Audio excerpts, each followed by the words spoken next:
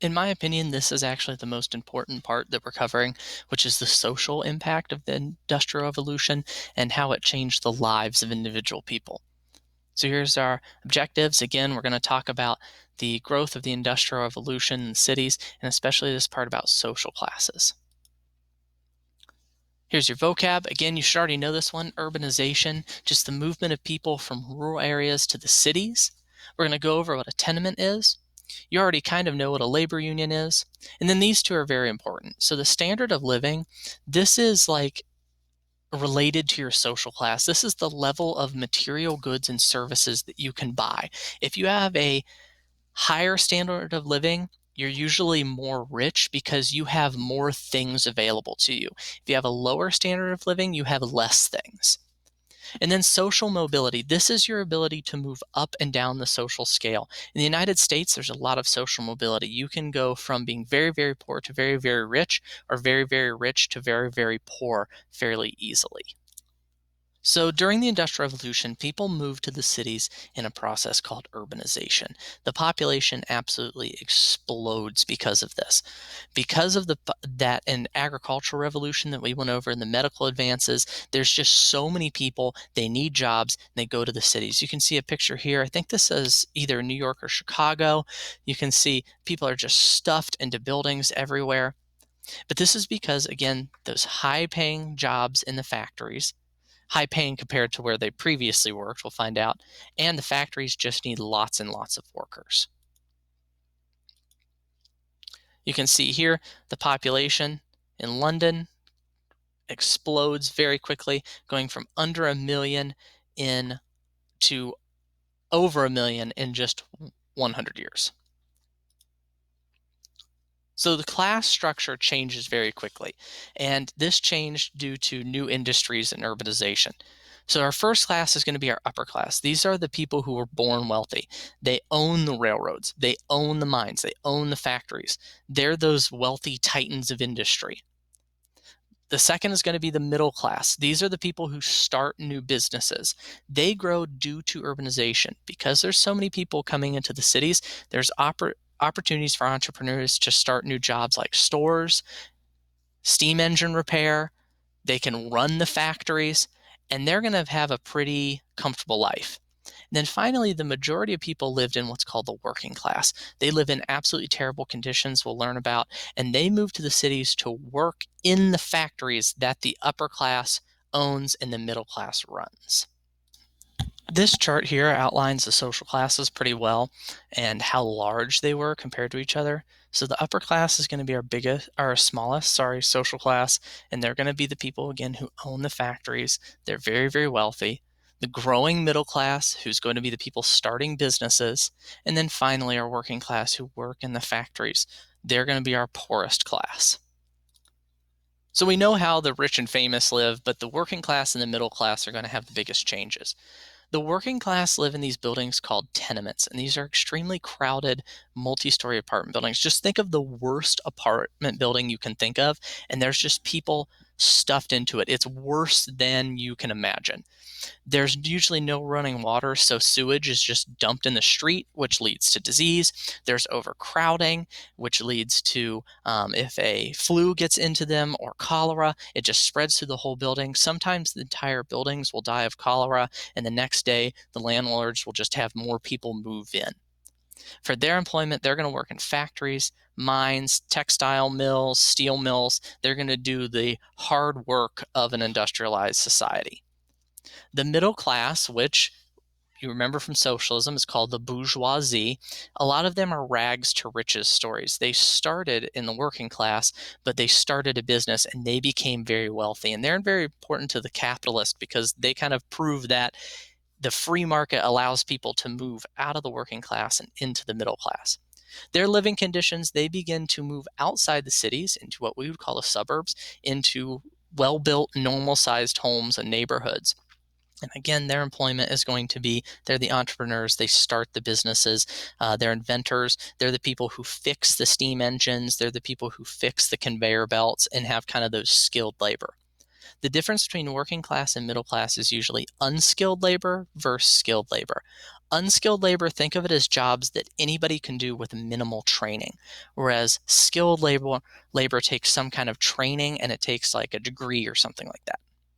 In these photos, you can see this is clearly our middle class family. While not super rich, they definitely have some money. And then these are working class families living in those crowded tenements. If you look at the ground doesn't look solid because it's not, because that's all the raw sewage that is dumped into the streets. So these issues are mostly going to relate to the working class, and the issues that arose because of them working in these new factories would be things like 12 to 14-hour workdays.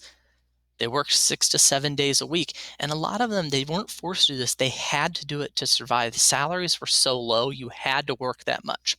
There's absolutely no safety equipment. These coal-powered machines pollute the air, so sometimes you can't even see in the factory.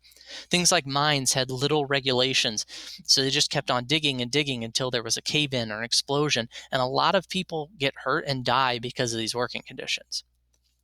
One of the conditions that was the worst was child labor. So kids started working at 5 to 7 years old in the working class. And this is because you have to help your family pay for your living situation. If you're not working, your family could starve to death. And children were used to get into small places. They replaced spools on the spinning jennies, which was extremely dangerous because a needle could stab their hand and pierce it, and they weren't going to shut the machine down.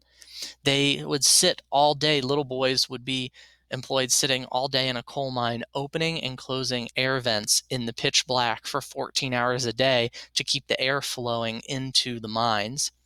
Sometimes teenage boys would be used to haul coal up shafts. They would be put in teams, and maybe 10 or 15 would haul 500-pound buckets of coal up from the ground. And again, the reason they do this is not because their families want to make more money. If they don't work, their families won't survive. The salaries are very, very low. Here's some pictures of the child labor. You can see this is boys in a textile mill. He doesn't even have shoes, standing on the machine and replacing the spools that are spinning the thread. Girls would be employed at factories sewing clothes, and then young teenage boys working in the coal mines, which, just held up by a log here, are obviously not very safe. So the solution to this, we've gone over this before, is labor unions. The workers begin to come together to bargain for better pay and conditions. They want a collective voice. So if you go to your employer by yourself and you say, I want a raise, your employer is probably going to look at you and say, no, because you're just a single person. But if you come to your employer with everybody in the company and say, we want a raise or we're going to strike, you may have a chance at getting that raise. So in the 1830s, the first thing that labor unions do is they begin to get child labor laws passed. So they decide no children could work under 9. Children's hours were limited to 10 hours a day. And the biggest thing that happened is all children were required to have an education. This pretty much eliminates child labor by itself, because if kids are in school, they obviously cannot work. And at first, a lot of working class families opposed this because now they lost people who were bringing money back home to help the family survive. Eventually, there would be laws that would be passed, like women and children could not be employed in the mines, and mining became only a man's job. There would be laws passed about children had to have certain jobs in textile factories and keep them away from the dangerous ones. And labor unions would continue to make advances on creating workplace safety and child labor laws. So there were some benefits from the Industrial Revolution. Not everything was bad. At first, so the Industrial Revolution is split into 2 phases. There's the early one in the 1800s, and then there's a later one. But in the first Industrial Revolution, the standard of living did increase for pretty much everybody. Because of the factories, and because the factories were producing so many goods, goods became a lot cheaper and they became more plentiful, which means more and more people could afford them. So now even the working class could afford things like furniture. They could afford to buy nice clothes. They could afford to buy shoes. New industries did provide jobs. A lot of farmers were out of work. They needed jobs. And even though those factory jobs were far from perfect, it did provide them with a way to make a living. The middle class, the entrepreneurs and inventors, they created new machines and new products, and this is kind of like a snowball effect. One invention causes another new idea, which leads to another new product, which leads to an invention to create that product quicker, which creates another new factory to make it. So it creates more and more jobs and more technology. The second industrial revolution occurs in the 1900s, and this is where the standard of living continues to rise. So people continue to get more goods available to them. Electricity eventually becomes a thing, and that even gets put into tenements. The tenements begin to be torn down and replaced by normal apartments. But one of the big things is the medical advances that we talked about. They reach that lower working class. Vaccines become normal. Sewer systems to take the sewage away instead of just dumping it in the street, and public hospitals where even the poorest citizen could go and get medical care. Public transit is invented. Things like trolley cars and bus services and subways are created that allows workers to begin to move out of the tenements and move outside the city to cheaper land where they can then get on the subway and come into work. You can see here this is a part of the rise in the standard of living. Just people could afford goods and products that they couldn't afford before. Originally, the sewing machine, it would probably cost hundreds of dollars, but because of factories, it's only $18. While that's still a lot of money for a family back then, when you're only making 50 and 60 cents a day, you could realistically save up and get one of these in your house. Some of the major political effects would be the middle class begin to gain wealth and power, and that equals political influence. The middle class began to get so rich that they actually began to pass and be equal with that upper class that originally owned everything. And because of their social mobility, they began being elected to power. So they began to create these more capitalist societies. Their social status became higher.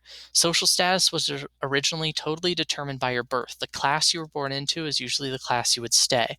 But because the middle class is getting so rich and powerful and they're moving up the social ladder, social status really changes, and the social classes begin to change because sometimes they're even passing that upper class. So this part of the notes is going to talk about how people changed their ways of thinking during the Industrial Revolution. Like we just went over, the middle class was gaining more power, the cities were growing, so naturally people's ideas about how to do things and why we do things are going to change. So here's what you should be able to do by the end of this one. We're going to talk a lot about education and science, especially. Some of the vocab, the cult of domesticity. This is the idea that women belong in the home, that their job is taking care of the home and taking care of children. That's going to be very prevalent among the middle class during the Industrial Revolution. Temperance movement, whenever you see temperance, that just means get rid of the use of alcohol, to limit or ban it totally. Suffrage just means to vote. So when you see women's suffrage, it means the right of women to vote. And then the social gospel we'll learn about a little later. So the big social change was middle class values began to become a thing. So the middle class believed in something called the nuclear family, parents and their children. Parents and children would live in a house by themselves. It's somewhat what is followed today in the United States and a lot of Western countries. You can see here from this picture, you got dad, mom, and all the children living in their own home. And they have very strict codes of conduct. There's rules that govern the house. Like, children are to be seen and not heard. The middle class focuses a lot on manners because they want to appear like the upper class. They want to be rich.